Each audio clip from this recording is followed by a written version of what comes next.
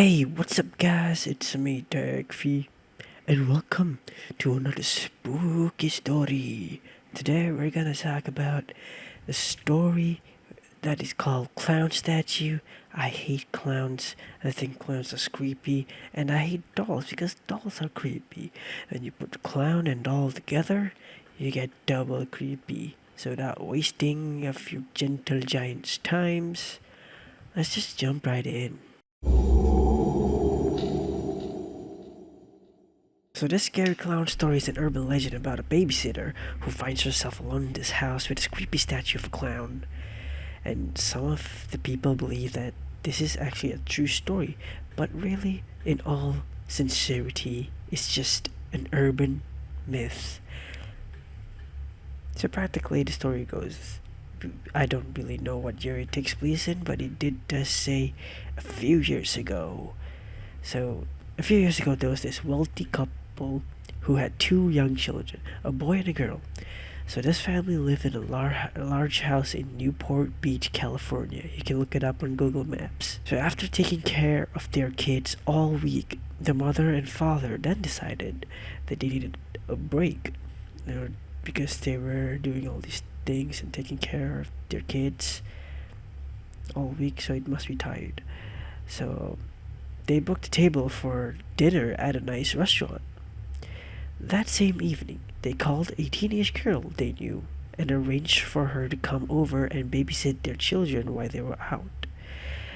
When the babysitter arrived, the parents told her to fix supper for the kids and then put them to bed. Then the parents told the babysitter that after you're done with supper and putting them to bed, you can just watch TV and help yourself with anything in the fridge. And then that was what the father said. And then the mother said, if you don't mind, could you watch the TV in our bedroom? The mother then explained that the kids have been having nightmares, so if you hear them crying, you can just go in and calm them down if needed be. So the babysitter happily agreed, and the parents left for their date. Then the girl gave the children some milk and cookies. Children, they liked that. And then she brought them upstairs to get ready for bed. She started to read them a bedtime story, and before long, the little boy and girl was fast asleep like a log.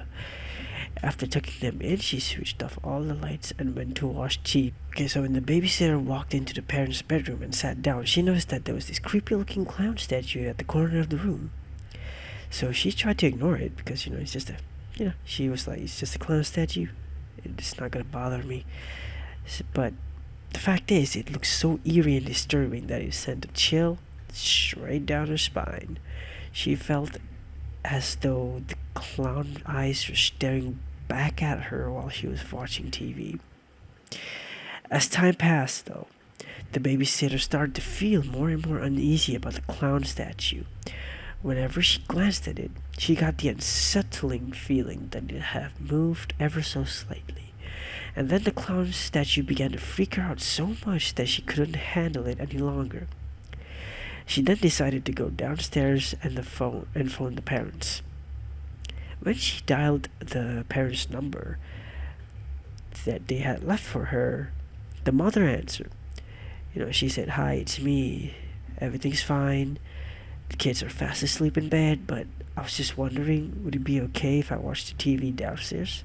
The father said, "Of course, but why?" Then the babysitter said, "I know it sounds silly, but the clown statue is really creeping me out." The father then said, "The clown statue?" Then the girl replied with, "Yeah, the clown statue that's in your bedroom." The phone went silent for a moment. Then the father gave a warning to the babysitter. "Listen to me very carefully. Take the children and get out the house. We'll call the police. Go, now." The babysitter then asked what was wrong. The father gulped and replied, "We don't have a clown statue." For a second, the babysitter just stood there, stunned. She was bedazzled that the father was saying these things. It's like that rush of adrenaline that hits you in the moment something bad's gonna happen. That's the feeling that the babysitter has endured. She just dropped the phone, raced upstairs, grabbed the kids, carrying one under each arm, and then she raced downstairs again and just fled out into the street. She was with the kids at the sidewalk of the house, comforting the kids. The babysitter then looked up to the bedroom window and saw something that made her scream out of her lungs. Something was peeking through the gap in the curtains. It was a white, painted face of a clown. It stared at her for a moment and then just sank back into the darkness. And that's gotta be one creepy sight. I do not want to be that girl. Within a few minutes, the police arrived and cautiously entered the house. Then they went upstairs to the bedroom. They found a man dressed in a clown suit.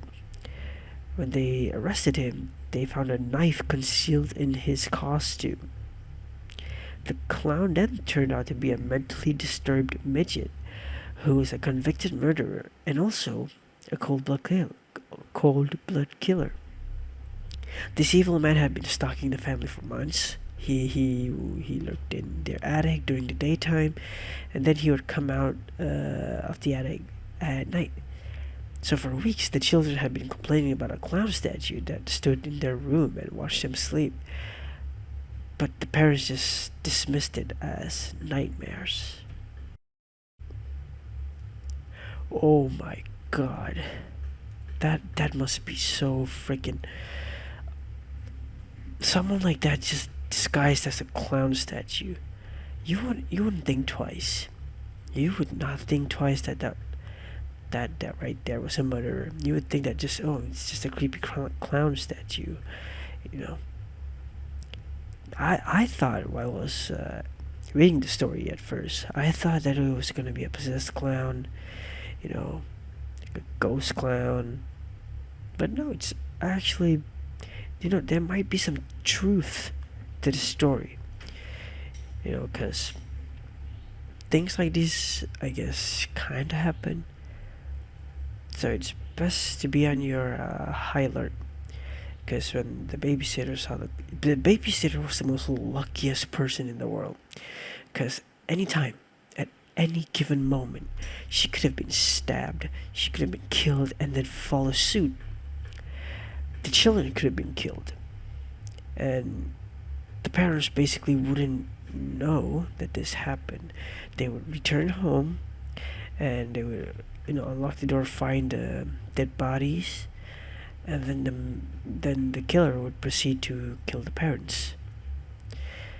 So it would have been a massacre if the babysitter, called the parents and told, "Can I watch TV downstairs?" Explaining everything that happened. She saw a clown statue, and then the father said there's no clown statue.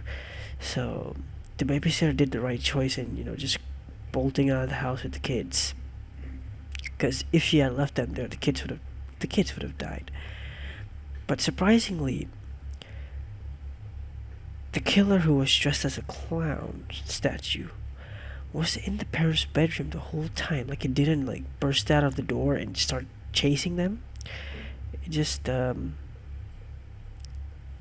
just stalked them, very eerily. It just stalked them, and it went back into. It just kept hiding in the parents' bedroom, I guess, until the police came and then they found him. But yeah, that really is a sight to be creeped out by.